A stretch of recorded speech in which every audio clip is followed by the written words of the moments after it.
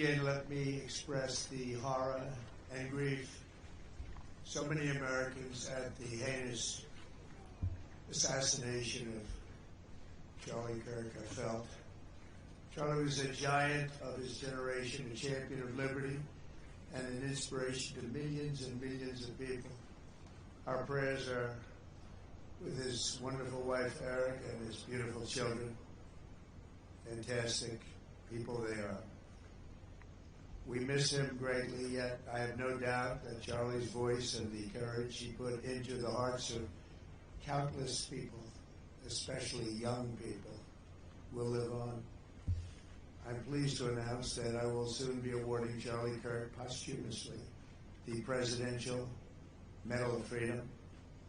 The date of the ceremony will be announced, and I can only guarantee you one thing, that we will have a very big crowd. Very, very big. Thank you, my fellow Americans.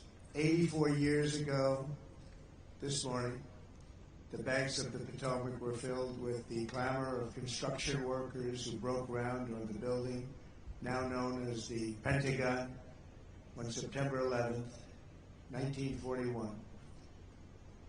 At the time, it was the biggest building ever built. From that moment forward, this structure stood as a monument to American strength, power, and cherished American freedom. Exactly 6 decades later, on September 11th, 2001, those same walls, built with the sweat and muscle, blood of our parents and grandparents, were scarred by flame and shaken by terror as our country came face to face with pure evil. On that fateful day, savage monsters attacked the very symbols of our civilization. Yet here in Virginia and in New York and in the skies over Pennsylvania, Americans did not hesitate. They stood on their feet and they showed the world that we will never yield, we will never bend, we will never give up, and our great American flag will never, ever fail. That terrible morning 24 years ago, time itself stood still. The laughter of school children fell silent. The rush of our traffic came to an absolute halt. And for 2,977 innocent souls and their families, the entire world came crashing down so suddenly. In the quarter of a century since those acts of mass murder, 9/11 family members have felt the weight of missed birthdays and empty bedrooms, journals left unfinished, and dreams left unfulfilled. To every member that still feels a void every day of your lives, the First Lady and I unite with you in sorrow. And today, as one nation, we renew our sacred vow that we will never forget September 11th, 2001. Amid the horror of that morning, some used cell phones and office lines whispered their final words to those who mattered most. They whispered indeed.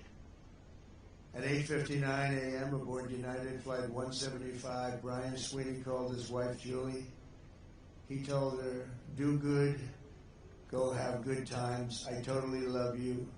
I'll see you again. I'll meet you up there." 4 minutes later, his plane hit the south tower of the World Trade Center. At 9:12 a.m. aboard American Airlines Flight 77, Renee May called her mom. Just the day before, Renee had learned that she was 7 weeks pregnant, but she never got the chance to share the news. She simply said, "I love you, Mom." 25 minutes later, Renee's plane struck the Pentagon.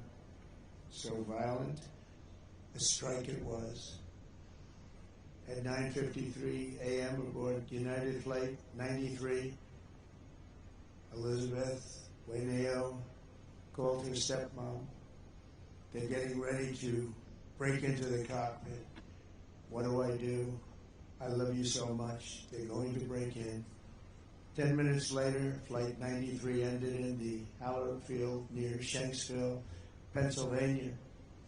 At 10:25 a.m., Tom McGinnis was trapped on the 92nd floor of the North Tower when he told his wonderful wife, Elena, on the phone, "There are people jumping from the floors above us. We get out of here, it'll be a total miracle. I love you, darling. Take care of Caitlin, beautiful daughter." 3 minutes later, the tower fell. Out of the ash, we witnessed the awesome power of that incredible love. We've seen it rise again. Out of the wreckage, we watched unbelievable courage suddenly take form. And out of the darkness, we saw the timeless truth of American character shine for the world to see. In America, we take blows, but we never buckle. We bleed, but we do not bow. And we defy the fear, endure the flames, and emerge from the crucible of every hardship stronger, prouder, and greater than ever before. Last year, we were a dead country. Now we have the hottest country anywhere in the world. In New York, there were heroes like Chuck Costello, 46-year-old elevator mechanic, and a member of the Knights of Columbus. He selflessly ran into the World Trade Center to free people trapped in the elevators. His body was not found until the following January, deep under the debris. While going through his belongings, Chuck's widow, Mary, a phenomenal woman, discovered a personal prayer written in his own words, "Help me to light the way for those in the dark, and when I enter the darkness, let me not panic, but patiently wait to remember the light." Beautiful words. When the time came, Chuck ran boldly into the darkness of hell on earth, and now he shines in the light of heaven above. We remember him this morning. That day we learned that the American heroic spirit was all around us. We saw it in the police officers, the great firefighters, the service members here at the Pentagon, and in the hearts of every American who answered history's call. One such hero was Army Sergeant First Class Steve Workman, who was on the edge of the impact zone when this incredible Pentagon was hit. He was right there. After leading hundreds of people to escape routes, Steve turned back and plunged into the inferno itself. Pushing through the debris, he came upon a severely burned Navy lieutenant, the only survivor from the Navy Command Center. Only one. The wounded lieutenant looked into Steve's soul and said, "Don't let me die." Steve replied, "I won't. I've got you. Just hang on." He wheeled the lieutenant out of the wreckage in the back of a maintenance cart before getting in the ambulance and taking him to Walter Reed Hospital. That man Steve saved, Lieutenant Kevin Schaefer, went on to join the elite team of CIA operatives who located Osama bin Laden. Steve, you're an American hero. We appreciate it. We appreciate what you've gone through. Please stand. Please stand.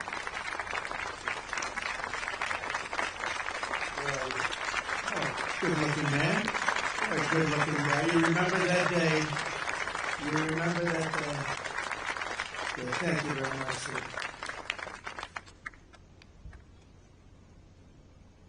That was something. That was something. In the years that followed, America's warriors avenged their fallen and sent an unmistakable message to every enemy around the world. If you attack the United States of America, we will hunt you down and we will find you. Go all over this sometimes magnificent earth. We will crush you without mercy and we will triumph without question. That's why we named the former Department of Defense, the Department of War. It will be different. We won the First World War. We won the Second World War. We won everything before that and in between. And then we decided to change the name. Well, now we have it back to where we all want it. Everybody wanted it. Everybody is so happy to have it back. You will fail and America will win, win, win. The enemy will always fail. 24 years have passed since that Tuesday morning in September, and an entire generation of Americans have come of age in a totally different world. While they cannot remember the agony of that day, they are carrying on the legacy of those who lost. Around 8:30 a.m. on the morning of the attacks, Army Lieutenant Colonel Kip Taylor sent an email to his friends and family describing the joys of fatherhood and his excitement for the upcoming birth of his unborn son.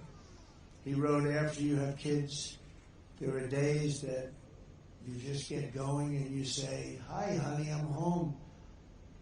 What we do until that moment pales in comparison, but just that little statement, "Hi, honey," so American, so beautiful.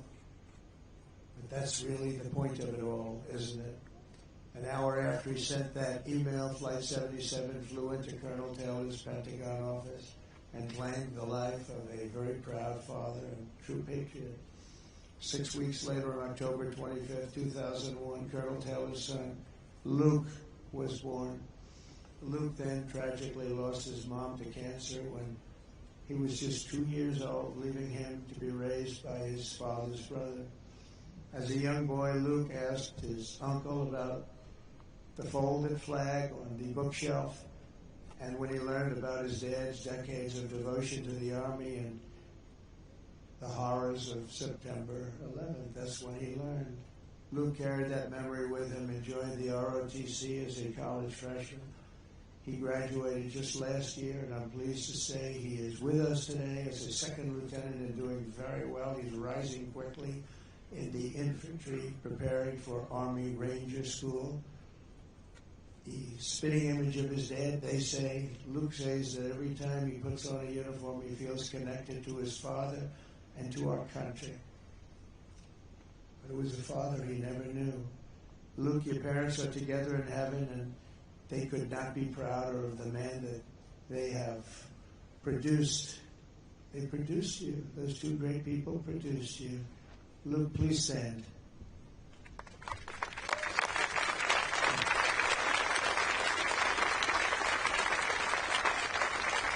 Thank you. You look good, Luke. You look good. They're looking down on you. They're very proud. This morning we recall the light of America's best and bravest and the love that they showed in their final moments. In their memory, we make a solemn pledge and a noble promise. We will honor always our great heroes. You are our heroes. There's a group of people that don't want to talk about our heroes, but we will always talk about our heroes. And that's the way our country is, and that's the way the people feel. We will defend the nation they served, the values they upheld, and the freedom for which they died. We will support our troops, we will protect our families, and we will preserve the American way of life for every future generation. We will build taller, grow stronger, fight harder, and soar higher. And together we will go forward as one people with one heart, one faith, one flag, and one glorious destiny under Almighty God. May God bless the memories of those who died and the heroes who fought and the soldiers who still stand watch.